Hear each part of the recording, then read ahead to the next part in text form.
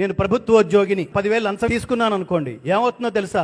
లంచం ఇచ్చేవాడు వీడు 10 కాలాల పాటు ఇలాగే ప్రతివాడి దగ్గర 25,000 50,000 చొప్పున లంచం తీసుకుంటూ సుఖంగా క్షేమంగా ఉండును గాక అని ఎవడన్నా ఆశీర్వదిస్తాడా? జ్ఞానం ఉన్నవాడు. వీడు సర్వనాశనం అయిపోవాలని సంకల్పించే డబ్బిస్తాడు. వాడు పైకి నవ్వుతూ ఉంటాడు పని కావడం కోసం. ఇది గుర్తుపెట్టుకోండి. లంచం అయితే శాపం, ఉద్యోగంలో వచ్చే జీతం అయితే వరం. కాబట్టి ధర్మ మార్గంలో ఉంటే ఆ ధర్మానికే ఇవన్నీ తోడవుతాయి. పత్రిజీ ధర్మానికే తోడవుతాడు, అధర్మానికి పత్రి గారు ఏమీ చేయలేడు. ఎందుకంటే దైవం ఏమని చెప్తున్నాడు? సంభవామి యుగే యుగే.